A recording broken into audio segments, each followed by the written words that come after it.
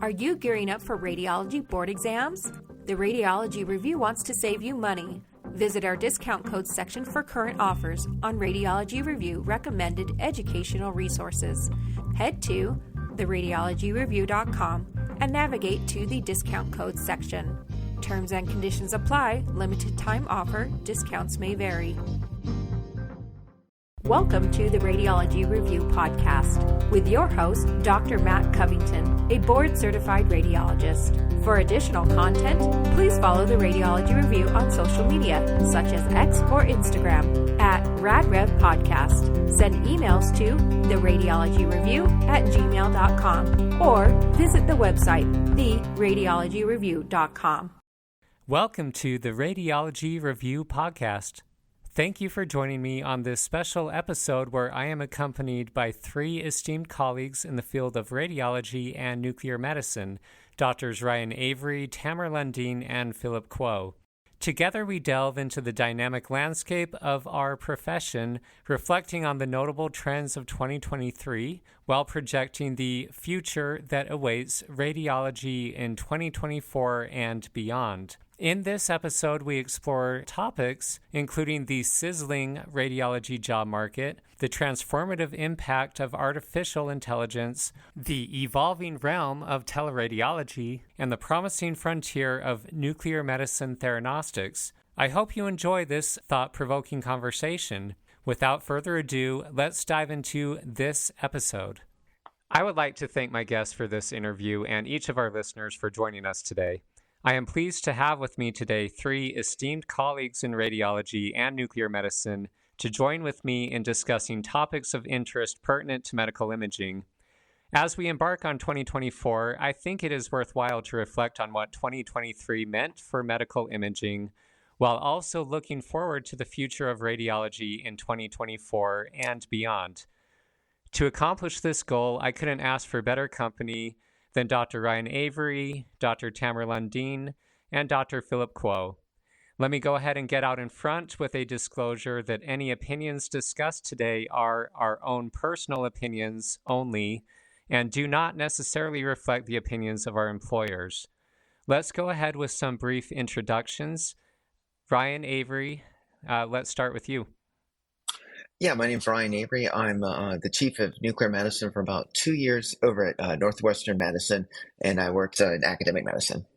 Great. Thank you for joining us. Tamara Lundeen. Hi there. My name is Tamara Lundeen. I'm a nuclear medicine and cardiothoracic radiologist in private practice at Radiology Limited in Tucson, Arizona. Great. Thank you so much. And finally, Phillip. Hi, everyone. My name is Phillip. I've worn a lot of hats over my career. I'm a MD, PhD physician scientist, currently a professor of medical imaging, medicine, and biomedical engineering at the University of Arizona, where I was the fellowship director. Had the privilege of working with all three of these other folks. Right now, actually, I am affiliated with the university through my NIH grants, where I was previously chief of nuclear medicine for over a decade, but now I primarily do my own consulting work. Great.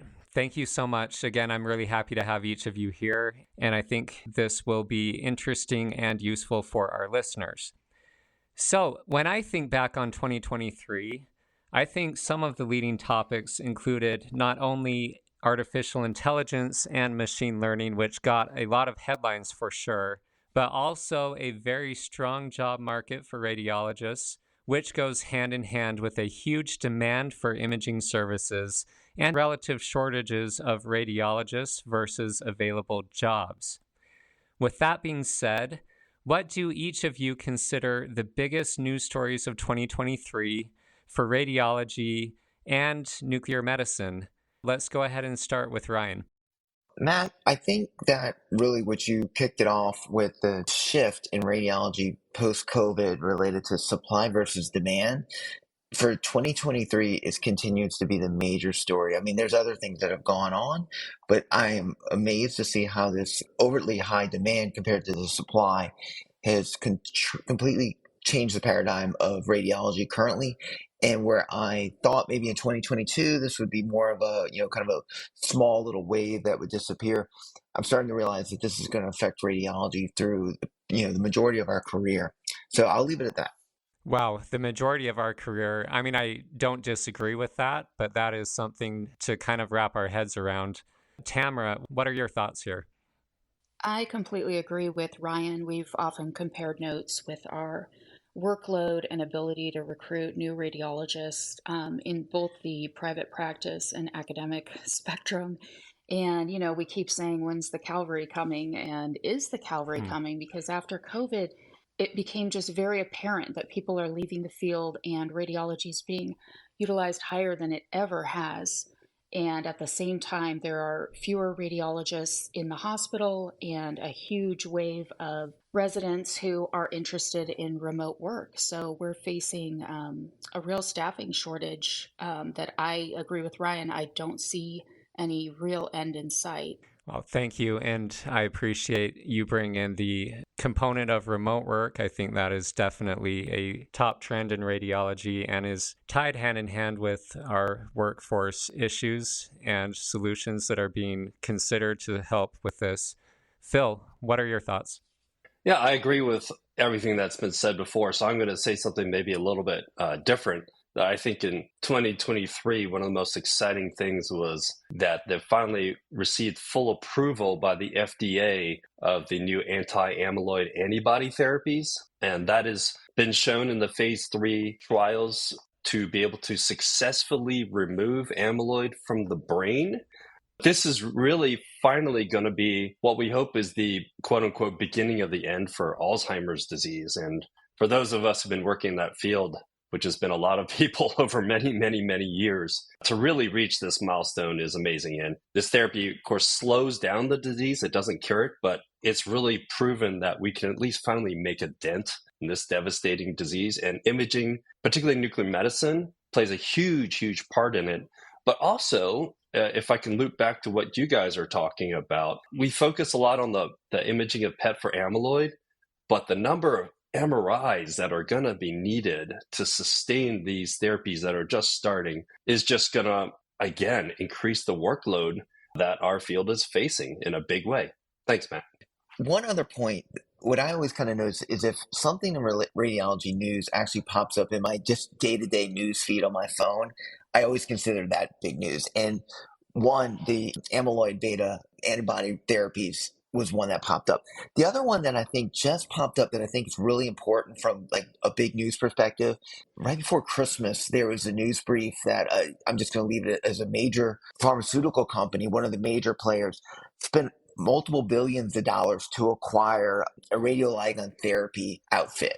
And it was very interesting because while the company that was purchased doesn't have like a blockbuster that is actually like right there in like phase 3 ready to go that necessitated the purpose, it was actually the purchase seemed to be as if they were buying it just so that they could get into the radioligand therapy spectrum.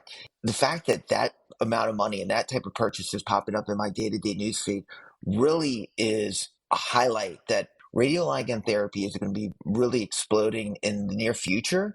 And it's something that I think nuclear medicine and radiology really needs to make sure that they get at the forefront of. Definitely. I plan to discuss nuclear medicine theranostics later on in this episode, but I'm glad you brought that up now. And I often tell residents that nuclear medicine is at the forefront of medical imaging innovation as well as oncology therapy. And we are definitely getting noticed. And I think 2023, at least more so than any other year when I've been in nuclear medicine, is the year where the value that nuclear medicine can provide to patient care is absolutely being recognized. I want to throw in one more thing from the perspective of breast imaging that I think a leading story in 2023 is an increased awareness among many people and a lot of attention in national press on the limitations of screening mammography in dense breasts. That's something I've spoken about fairly extensively already on this podcast, so I don't have to go into that further. But if any listeners are interested to hear some thoughts on that, you can check out a prior episode. But the way that radiology will answer this question almost certainly means more imaging in the future as well. And tied to staffing shortages, I see no shortage of work for breast imaging or nuclear medicine, my two primary areas, into the foreseeable future. And I think the same holds true for probably most subspecialties in radiology. Let's go ahead and move on. I sent each of you two possible scenarios. And recognizing that the future doesn't necessarily have to be binary, I did force you to consider two potential futures of radiology.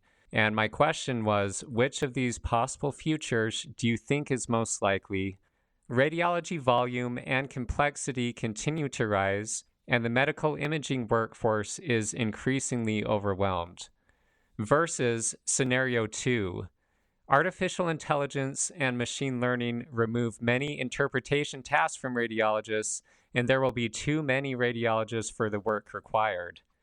I think both of these potential scenarios, one of a continued shortage of radiologists, and the second as a limited need for radiologists, have been thrown out fairly extensively in 2023. So let's go ahead and start on this question with Tamara. What are your thoughts on this? Well, thus far, the reality is the scenario where we have increasing work volumes, complexity, and fewer radiologists to handle the workload. So for me, it's a little easier to digest that because it's currently the reality. And honestly, I don't see it changing unless AI somehow comes through in a big way.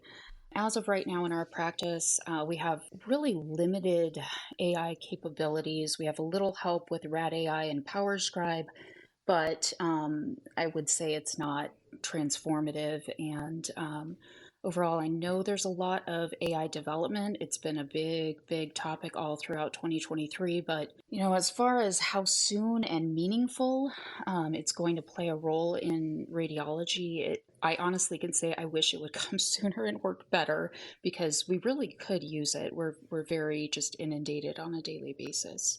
Yeah, I've shared your sentiment there as well, that we kind of need an AI lifeline. At least some days it feels like that could be really helpful. And I don't see that immediately in my future at the moment. Let's go ahead with Phil. What do you think?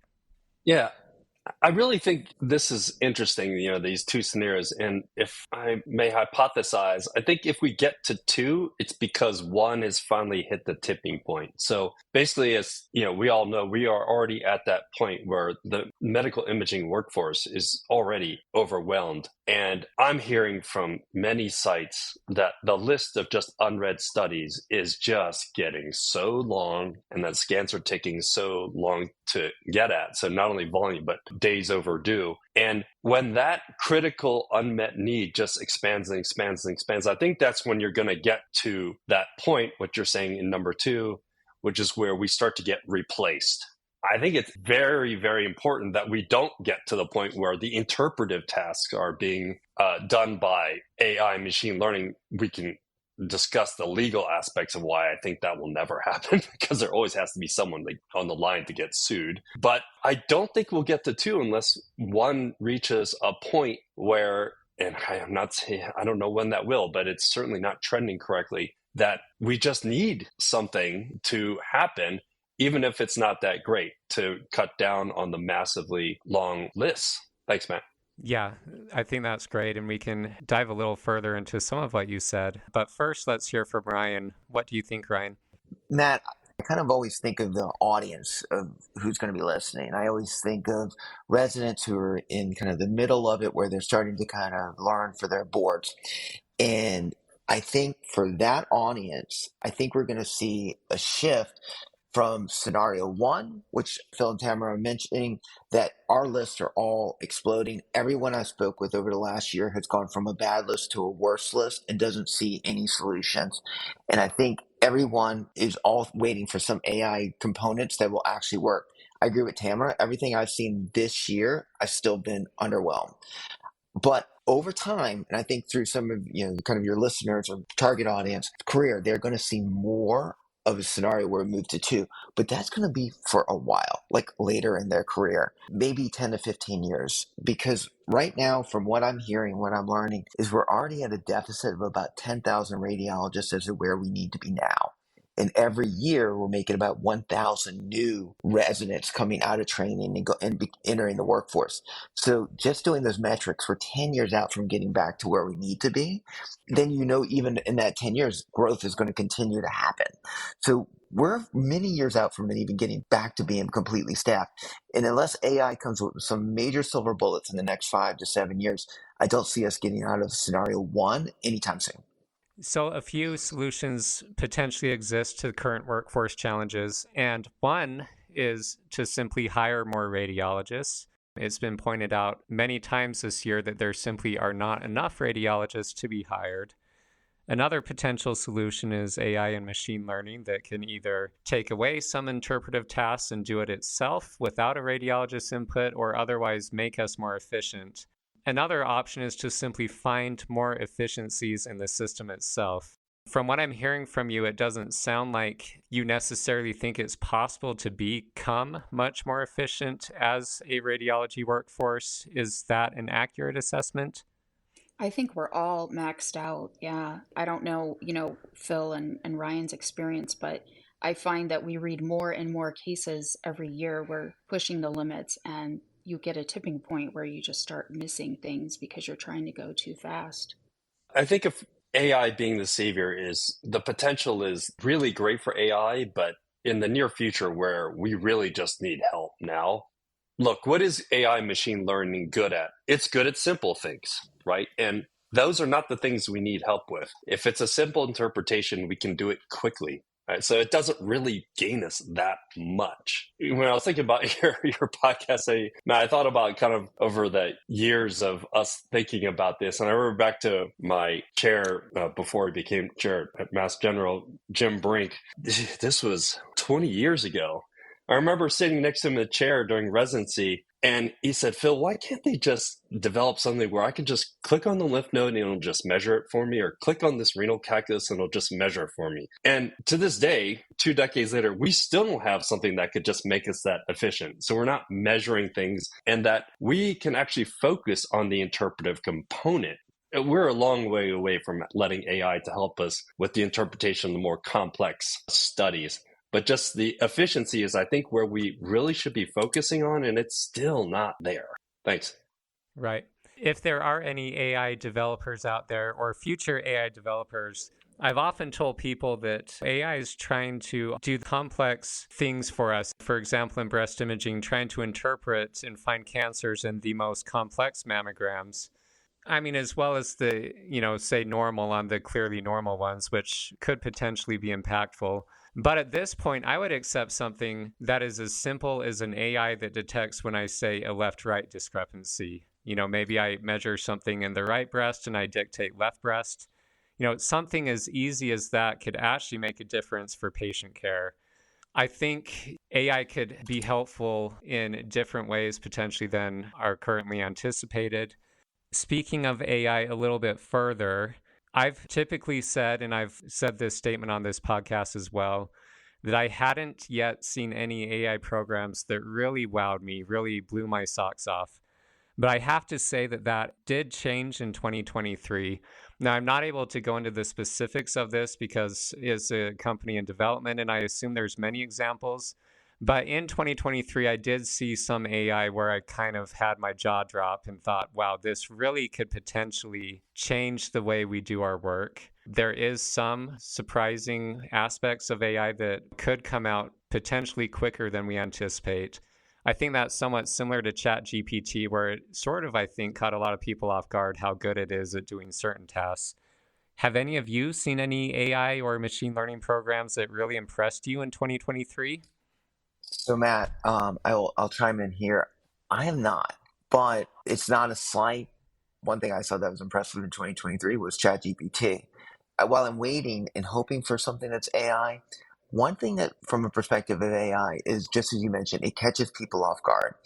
About 5 years ago, I remember the company that we were utilizing for our cardiovascular MR post-processing came out with a new technique that all of a sudden magically you click the button and it drew all the contours for the ventricles. And that was a jaw dropper for me. And I kept saying for 5 years, it's like, why can't anybody automate this away? Like the Jim Brink comment you made, Phil.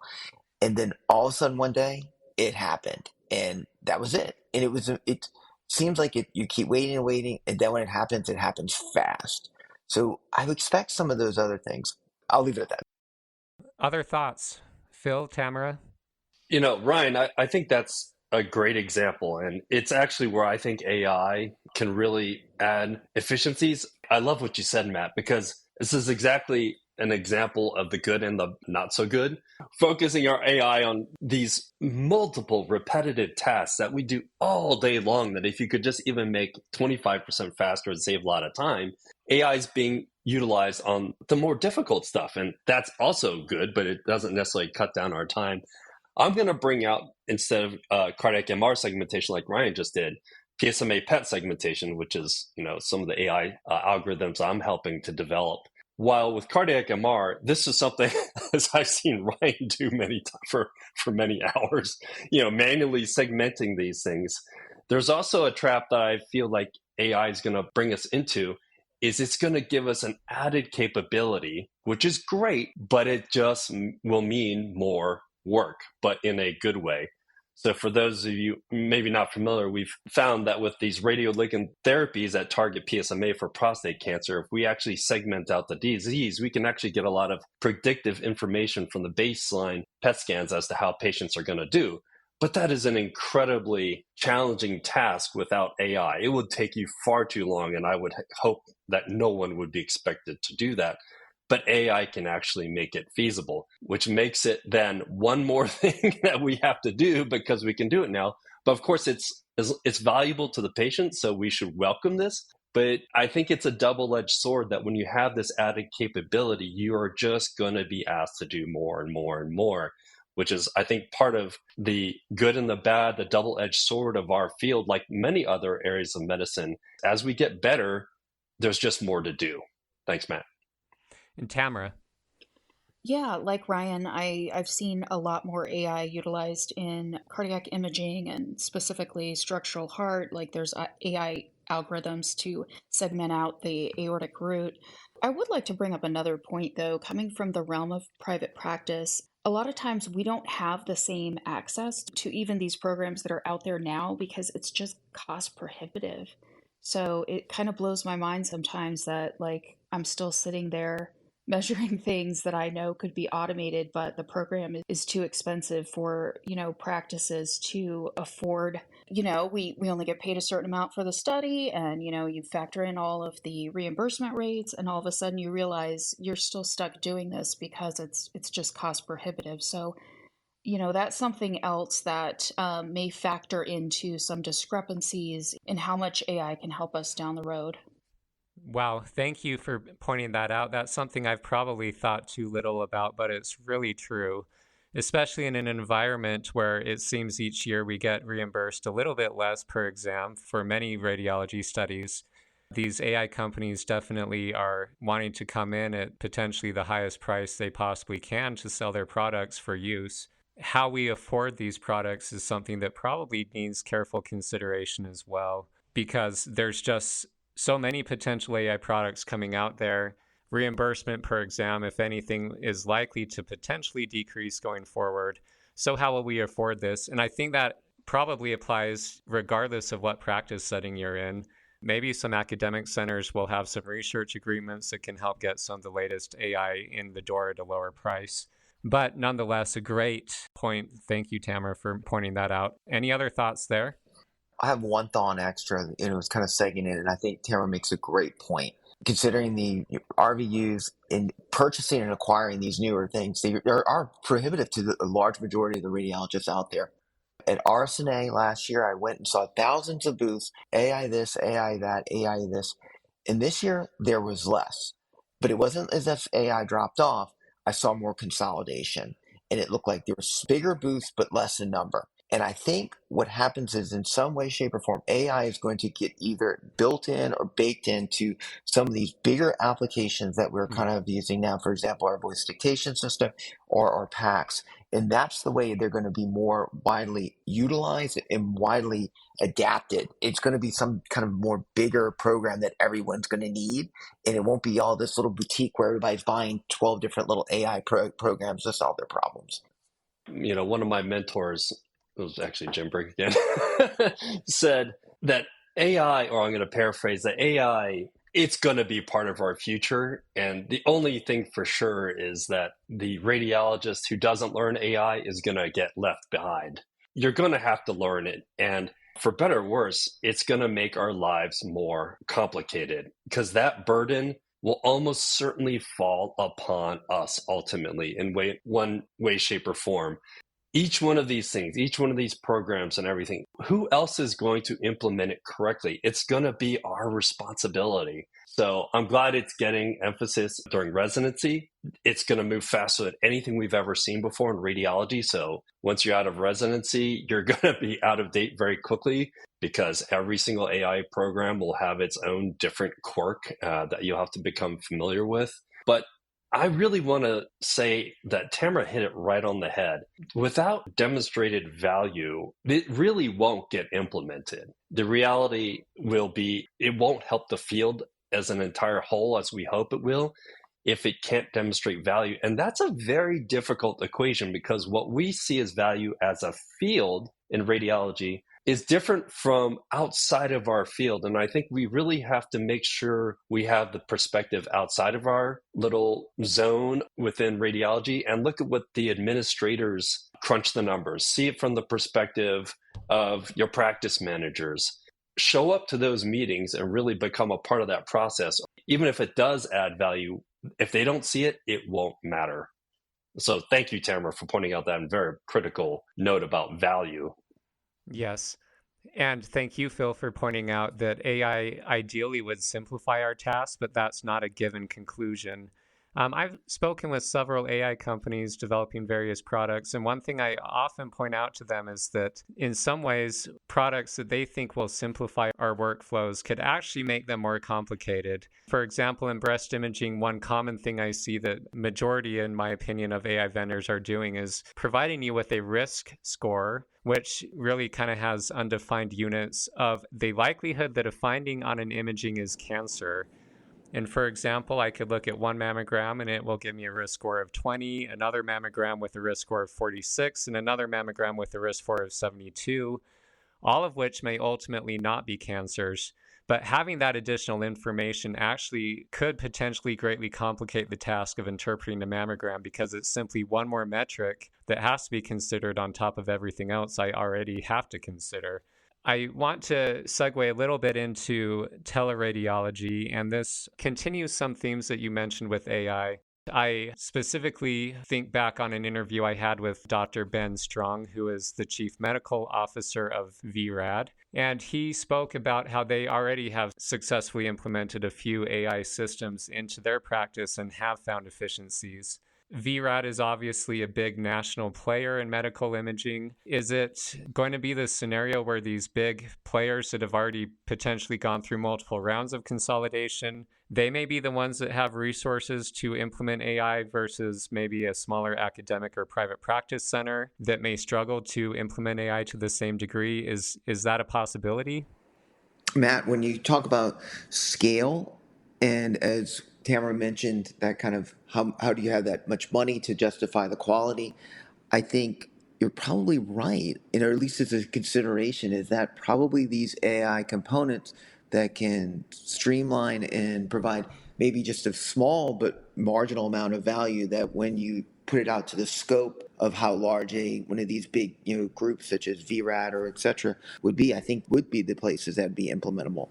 Where would be my guess the first place that you would see radiologists completely put to the point where they might be automated out of the system? And that again would be to teleradiology.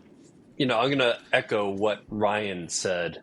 I hope there's a consolidation, and nuclear medicine was as good an example, I think, as any single subspecialty of radiology for quite some time and still is, that in a reading room, we would have our PET-CT software, and then we would have our nuclear cardiology software, and then we have our general nuclear medicine software, and then we have our radiology packs, right? And then sometimes there's only things that we could do on that specific software for these cameras. So we'd have to run out back into the scanning area and do that. All that just reduces our efficiency. And as you said, Matt, these AI programs really are in their growth phase and their maturation phase could actually add more work for us, right? If it doesn't get consolidated, and I hope, as Ryan says, it does get consolidated, so it's already built in to our existing systems, it's going to just make our lives even more complicated because we're just going to have another system that we have to learn and that IT will have to manage and all the challenges that that brings.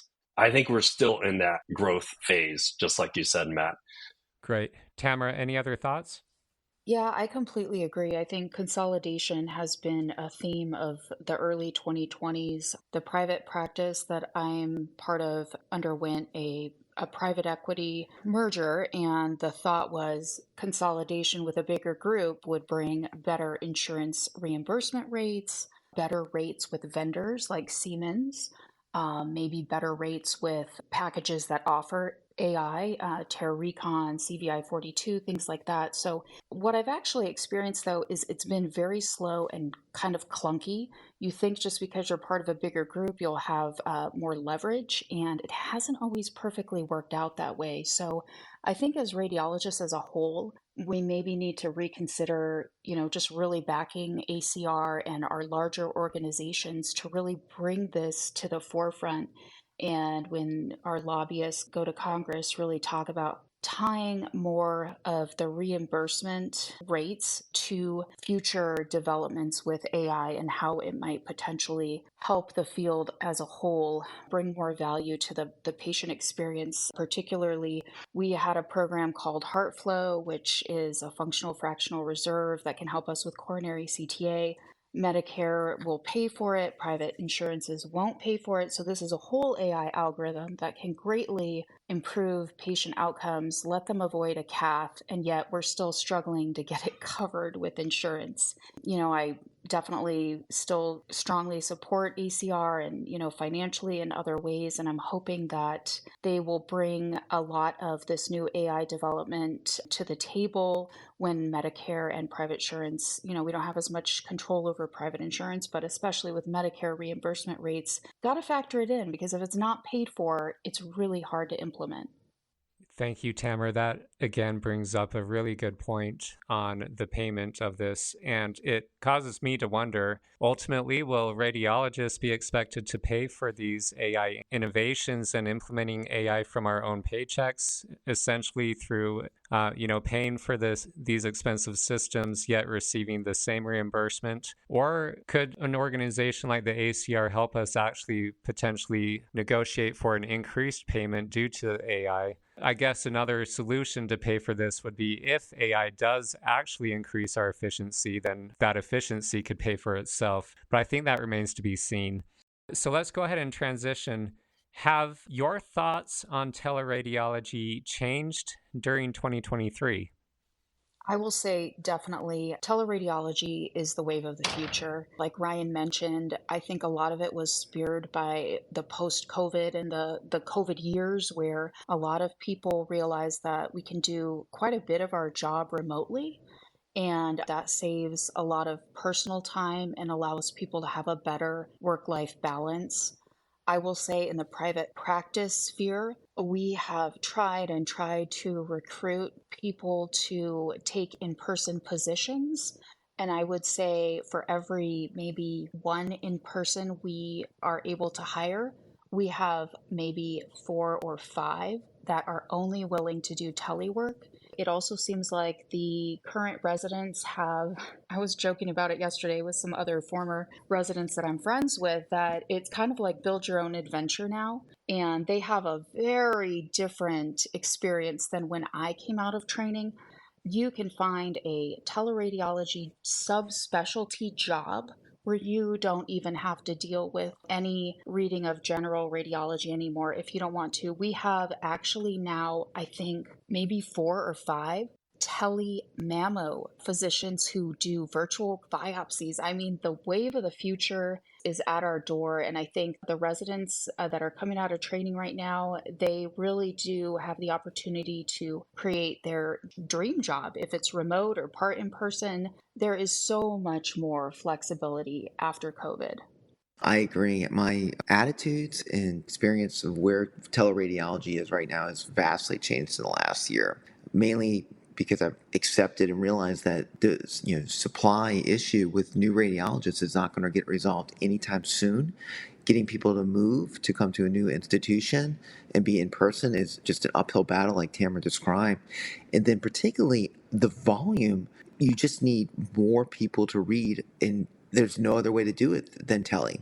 Whatever scale of institution that you work at, there's going to be a percentage, and a sizable one at that, that is going to be teleradiology incorporated. I think from here going out for at least the next 10 or so years. Still leads into some other big questions that I'll let Phil talk first before I come back to them, because I'm still concerned about the long-term viability of teleradiology as it relates to careers and radiology, but that's another discussion.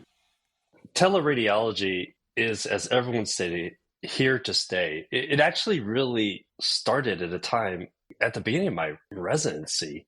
It was actually quite controversial actually at the time, and it was helping to decrease the ER workload in the residency that I trained at. But even then, you saw the advantages. It was just hard to get that night shift covered every single night. And what if that person got sick, right? So it is very valuable. It's without a doubt here to stay. Tamara, as you pointed out, there's obviously huge advantages to teleradiology. You're not wasting time commuting, and it allows you to just do simple things to maintain your work-life balance in a less stressful way. So there's certainly an advantage to it. And I can understand why people want to have teleradiology. I've sort of joined Ryan's position of being actively trying to hire people. In this summer, I'll be getting back into the fray. Yeah, brutal. Yeah, back into the fray. I'll be becoming the chief of nuclear medicine theranostics at City of Hope, which is a large cancer center in Southern California. So I am now also in the rat race of trying to recruit people, just like Tamara and Ryan. When you're trying to recruit, you're going to run into people who want to be 100% tele. I think all of us understood for many years that there's going to be folks who want to be part-time tele to really help with that balance. But now there really are these pure tele jobs. It's a real challenge. For those of us who are going to be in the hospital, who's going to cover all the tumor boards? Who's going to handle all the phone calls? Who's not going to be able to get the high yield RVUs because they got to run and do those therapies, which is going to occupy their time for an hour with a consult that doesn't get paid depending on where you are. It actually, within a section in a department, I think it changes the culture so much that I think we really have to figure out what we're going to deal with it, because it definitely is here to stay. And I'm going to say something to end this part so that Ryan can jump on, particularly in nuclear medicine, where our future, so many of us have been working so hard to finally get to the point that theranostics is a daily reality in our field of nuclear medicine. You cannot do that remotely, full remote. On the upside, I think one of the good things about teleradiology is that I think a lot of radiologists who may be on the verge of retirement, they don't need to work anymore. They're financially secure. They're looking for a better work-life balance after grinding for so many years and decades. And I think that actually may allow us to extend the workforce better than we would have if we did not have that teleradiology option. So I think that's definitely a silver lining. Thanks. Thanks for letting me get back in, because I think that's a great segue. And I think, as you mentioned, Phil, radiologists who are maybe near the end of their career, maybe halfway through it, all of a sudden have kind of hit an inflection point where a little more work-life balance is definitely prioritized. Getting rid of the commute, some of the the ins and outs of dealing with work that maybe allowed them to retire earlier, maybe decide, well, hey, if I can do teleradiology for 5 years, I can extend my ability to do radiology. I think that's a really great point about people at that portion of their career. And I think right now, teleradiology is going to be incorporated more and more into every one of our services. I kind of speak all the time that in the last 5 years, we've implemented a ED coverage overnight that actually just mushroomed or blossomed into multiple hires. And I think in reality, it needs to be almost extended to, it's like a daytime ED shift where everything is just being covered by teleradiology. But on the flip side, to your point of Phil about the ins and outs of the work, hopefully get like a fan mail from James Brink. Just ironically enough, over the last few weeks, I was recommended to read an article called Radiology 2040. James Brink was the first author on that one. No disrespect for the second author, but I thought it was a really great article. It's in Radiology if anybody wants to look it up. And one of the tenets of that talk was that radiologists in the next, upcoming decades really need to be thinking about how they contribute directly to clinical care. So for, I think, everyone on this phone call, and particularly you, Matt, someone who's going to be there doing breast imaging care directly with patients, and then for nuclear medicine as it relates to radioligand therapy, I think we are in a better position. But one of the article's other point was that the radiologist who only wants to be associated with imaging-based interpretation in the upcoming decades, their point was, and I do see it loud and clear, is that they're going to be increasingly commodified, which I remember. Shout out to Frank Lexa also, who pointed out to me 6 or 7 years ago that radiologists is increasingly going to be commodified and just be a cog in the system if all they want to do is take image, visualize it, and put out a report.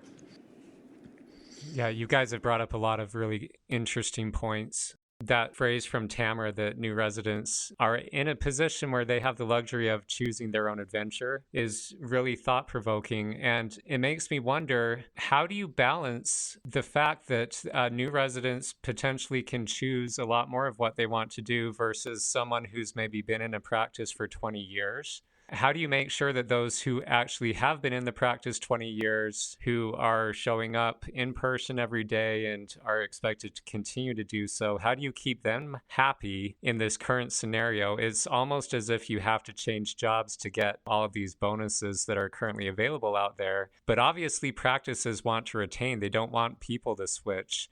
Thoughts? It's definitely a double-edged sword. I think it's caused a lot of cultural conflict and friction because, again, a lot of people driving all over, commuting, having to do, like Phil and Ryan brought up, deal with the phone calls, the therapies, the interruptions, the quality improvement, the bunches of emails. People joke sometimes like, oh my God, I should just be tele and not have to deal with fighting with this tumor board, or, like the logistics of our job do present a unique challenge on a day-to-day basis. When you're in person, you are the spearhead for quality improvement. And unfortunately, a lot of that is lost with just being tele and remote and not having kind of boots on the ground, knowing what issues need to be fixed. The nukes techs aren't happy. They're all quitting. How do you bring them more gratitude and treats so that they don't all quit? Like, there are so many headaches associated with being there in person, and finding the balance between those in the group who are having to constantly fight those battles and those who get to just kind of be a radiologist, interpret images. There is a lot of friction there. And I think it's something that we're all going to have to adapt to. And our group is definitely facing a huge issue on that front. But I think we'll find the people who are still willing to be leaders. And I'm hoping that there are residents out there that are willing to take up the cause of realizing that radiology really can't be at the forefront and continue to move forward in all these meaningful ways with patient care unless we find a compromise. And, even looking at my own ideal job, I don't think I ever want to be 100% remote because I believe we're here to make a difference, and we can't really do that if we're so detached. So looking forward, I'm hoping to do a hybrid, couple days of work from home and a couple days of work like in the nuclear medicine department. And luckily I found a group that is amenable to that. But I think a lot of groups are going to have to reevaluate to keep their partners happy, maybe offer them some home shifts as well. But it is a huge challenge out there right now.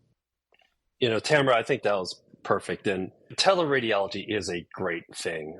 I remember it was during my nuclear medicine residency that we made that transition.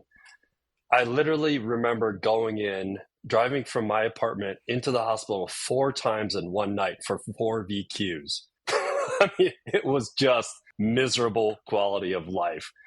And then we made the change, and wow, I can beam these scans home and I don't have to go in 4 times in one night and then show up the next day, at 7 in the morning. and read these things overnight. And that's how it started. It was a great thing. You did not have to go in overnight just so you could turn on the computer and dictate a prelim on a VQ scan. Kind of ridiculous.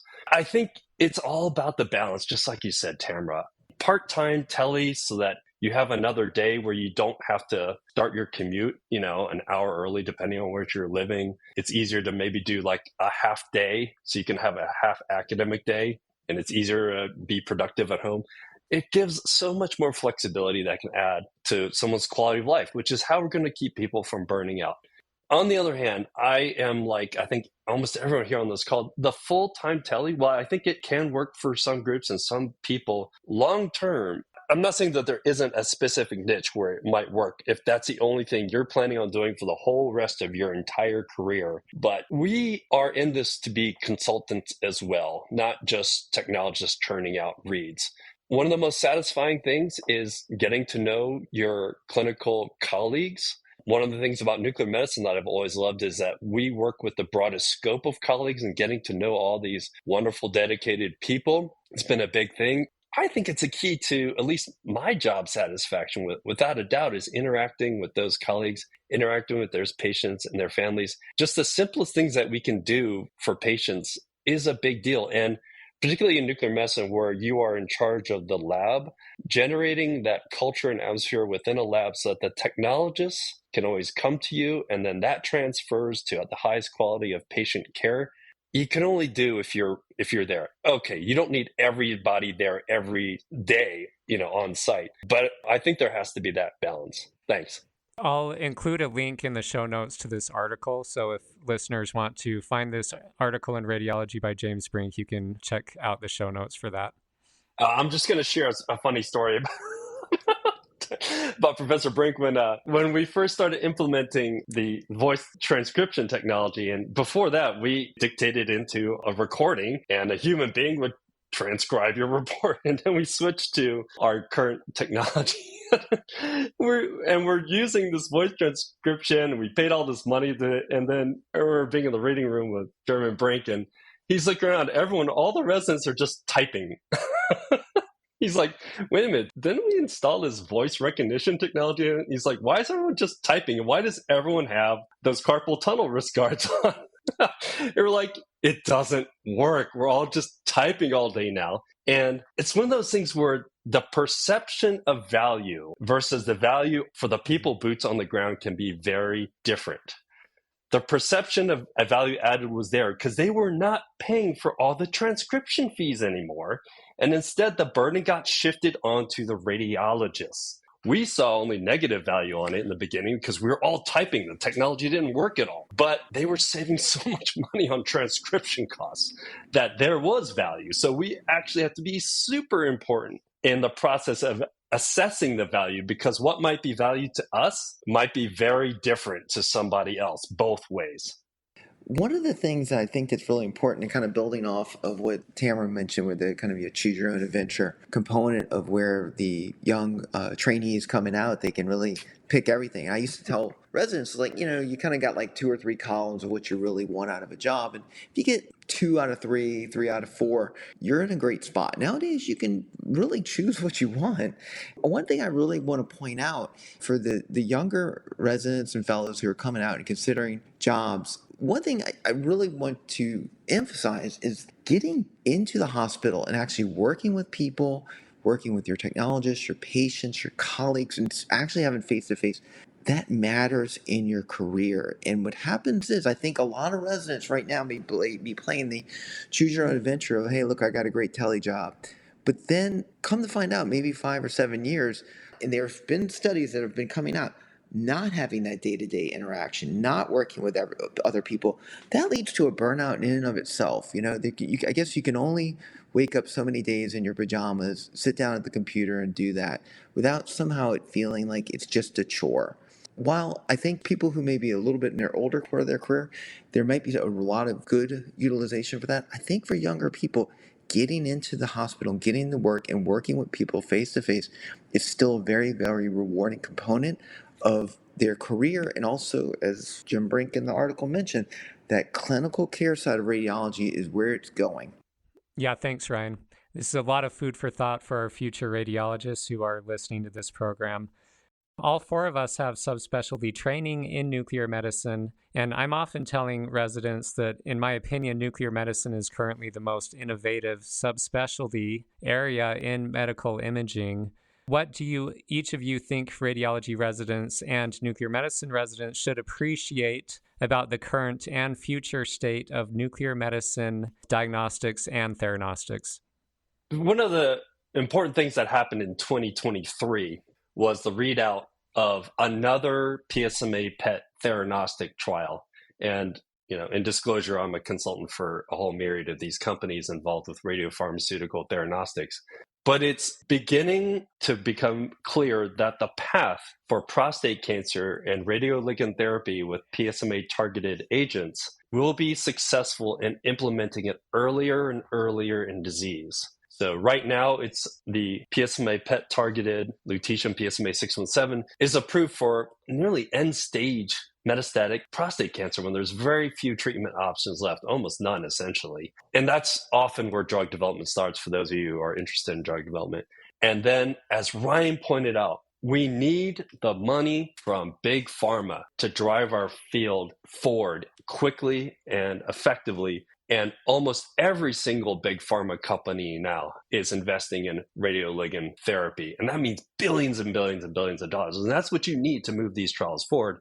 The trial called PSMA-4, which is still in metastatic castrate-resistant prostate cancer, but it's what we call the pre-taxane trial, before they've received chemotherapy for MCR-PC. That read out as positive. We don't know if that's going to result in full approval, but that positive result really does bring some optimism that bringing this therapy, which really was relegated more to end stage, will be used in earlier stages of disease, which means more and more and more patients. Of course, radioligand therapy has been very useful not only in prostate cancer, but in thyroid cancer and neuroendocrine tumors. And the number of diseases it's being used in is just going to expand and expand and expand. If you ever see one of those tables of all the clinical trials going on in radiopharmaceutical therapy, it is massive. Now, not everyone's going to be a winner. It can't be. But there is major investment in this, and this field will, without a doubt, grow and grow and grow. And it's something that when I transitioned from internal medicine to nuclear medicine and then radiology was one of the things that kept me in this field, not only from the clinical perspective, from the research perspective. And it's an exciting time to finally see this go to a daily thing that we do in our practice now. We are helping patients to live longer and better, with better quality of life on a daily basis. Thanks. Thanks, Phil. Tamara, what are you noticing with nuclear medicine? So I think nuclear medicine in the community sphere outside of academics is still a little, I don't want to say behind, but we still see some clinical trials. We definitely have seen some of the PSMA theranostic trials, but I would say everything's a little bit smaller scale.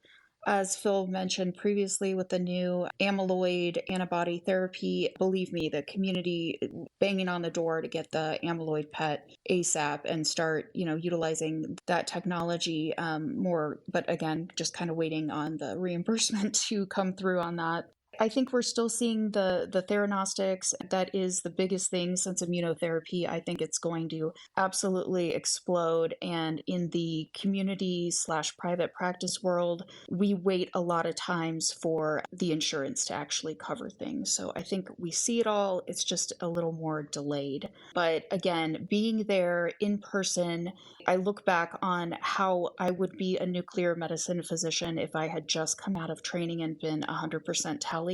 And I don't think I would learn nearly as much either. You learn a ton from your ordering providers. They tell you what's coming next and asking you if you have this or that study rolling out yet. You learn a ton from your technologists. So it's actually part of your actual professional development, I think, to still be there a bit in person.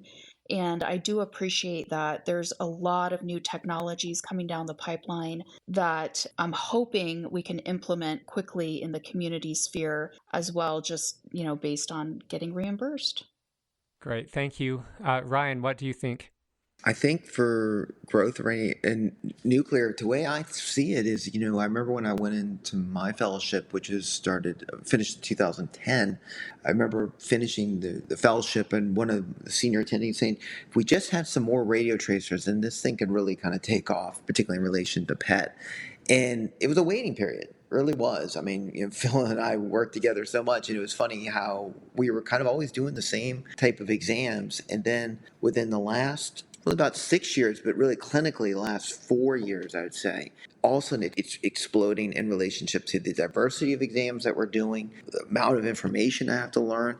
I mean, when I'm even thinking of hiring new people or even taking on fellows, I'm like, okay, are you going to be a nukes person who's going to be more neuro-based, oncologic-based, even like cardiothoracic? It's like, where is the component that you fit in best in nuclear? So the diversification of nuclear throughout the spectrum and its growth, I feel like, as I said, that point of waiting, it's over. And where nuclear is kind of, Phil, as well as I do, how many times people see it as a small component, a niche, maybe it's going out. It's gone. I feel like now nuclear is no longer the rounding era in the grand scheme of radiology. It's a huge component of where it's going in relationship to phenotypically diagnosing disease processes where imaging, just the size and perfusion is not enough. And then additionally of all these new therapies that are going to be all so important from an oncologic perspective. And I really hope that radiology, not nuclear, but radiology as a whole can stay ahead of these really massive growth that we're going to be seeing in radioligand therapies and these exams that are going to be coupled to them. Those are really good thoughts. Let's go ahead and transition into the closing part of this interview. And I'm asking kind of a two-part question here. The first is, what advice would you give current residents and fellows to prepare for their future in radiology? And the paired question, what are you personally doing to make sure you are ready for medical imaging's future? Let's go ahead and start with Tamara. Yeah, I think my main point of insight, since I came out of residency and fellowship in 2019, there is the temptation for new residents to want to have maybe a slightly easier experience and doing a lot of remote, but I want to provide the insight that your training actually continues, and your first couple of years out of residency and fellowship are actually the hardest. It's where you need the most support. It's where you need the most boots on the ground, being around other radiologists, other clinicians, technologists. So my advice is, it's been a tough road through training, but don't take the easiest path going out. Still maybe a hybrid job, but it is a point where you are still going to be learning a ton. So the more you're around other people that can help provide pearls and guidance, the better. I think for me, the futures change. None of us can completely predict exactly how things are going to go. How much is AI going to help us? How much could AI displace us? How much will all of the new technologies be implemented in the community and private practice versus academics? I will tell you that the second Medicare covered that PSMA PET, we went from reading none to reading like a huge proportion of PSMA PETs. And I guess I'm very optimistic that we'll see a lot of these new technologies implemented. I just hope that we have the backing of our ACR lobbyists to help get things covered so we can kind of roll these new technologies out more quickly in the community, because it does improve patient care. Thank you. Those are really good thoughts, and I think that's really good advice for future radiologists. Let's go ahead with Phil. What do you think?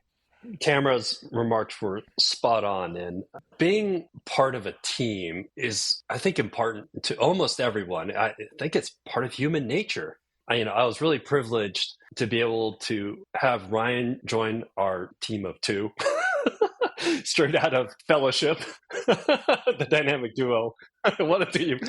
And, Ryan, you can attest, it's super valuable. Can you imagine if you, straight out of your fellowship, you just done full tele? And that applies not obviously to you, but to me, to everybody. I really think that reading room culture, that experience, just being able to literally rotate your chair over and get someone else's opinion is so important in those first couple of years. I mean, when I came out as a radiologist, not as a nukes guy first, but then my second go around as a radiologist, it was a big learning experience. I did everything. I mean, as these folks know, I had to start a mammography program from the ground up and get MQSA certified and train the ultrasonographers and the radiology techs how to do breast imaging. I never did a breast imaging fellowship. And on top of that, do all the other areas of radiology too. I needed the help of my colleagues because I was practicing almost everything except nuclear medicine, my area of specialty. Without the support of my colleagues there, I don't even know what would have happened. I would not have been able to do as good a job. I've gone back to practicing in that same place over at the VA, and it's so different now. Most people are working tele, and the environment has changed. And it's actually, I think, a very good place to work still. I think it would have been harder to jump into that environment straight out of residency. They're still there. You can still get help and stuff, but you should really try to seek out help and advice in the beginning. And don't feel when you first get out into practice, no matter what form of that practice, that if you're a little lost, you're confused, unsettled, that's probably a good thing. I think we all have had the experience of meeting a whole range of people over the years, and it's the people who have absolutely no fear of what they're doing are actually more concerning, right? So reach out to your network. Matt, Tamara, Ryan here. We all are still our own network. We text each other when we need help. I'm going to end with just one final bit of just input onto my personal feelings about practicing radiology. It's practicing medicine. I think for a lot of us, we really want to be a part of the care team. And I think it's really important to your job satisfaction.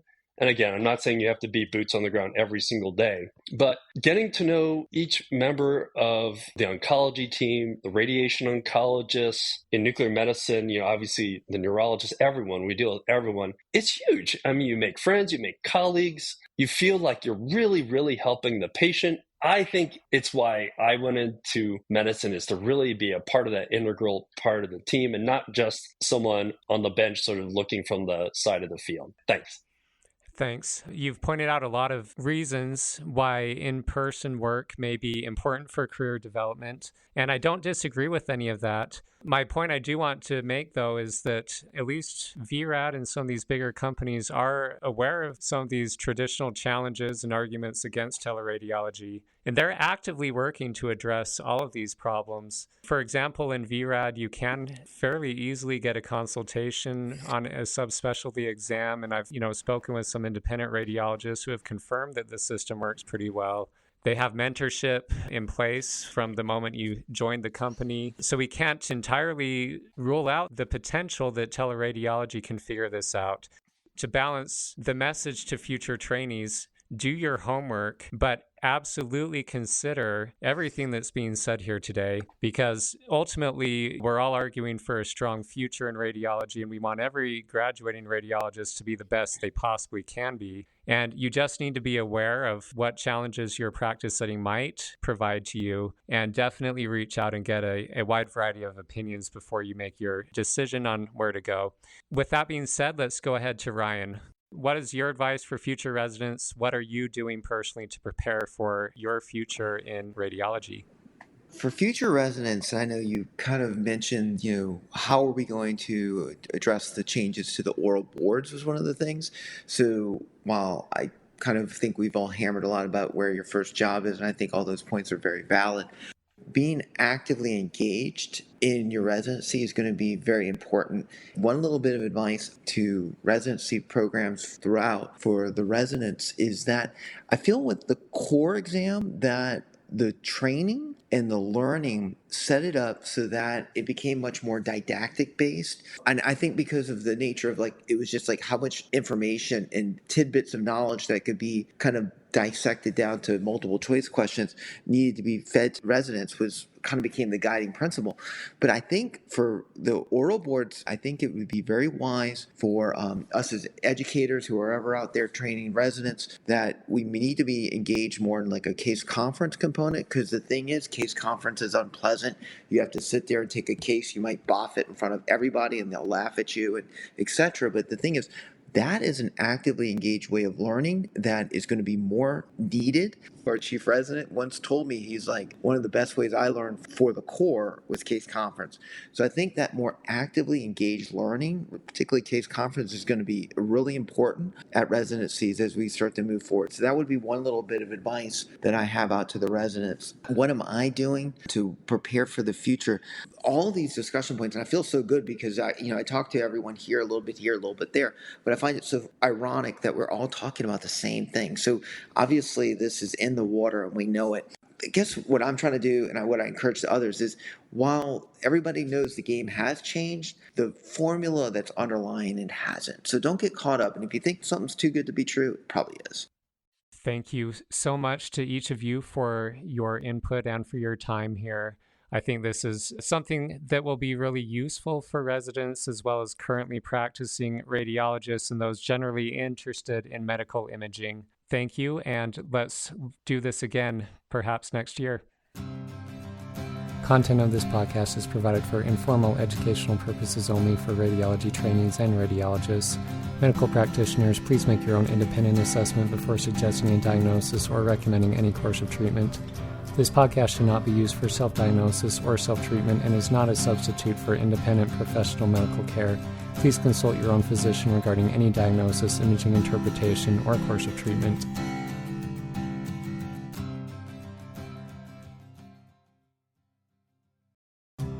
The Radiology Review is pleased to offer the Board Exam Study Guide, episodes 1 through 101, available for purchase as a book on Amazon or in Kindle version.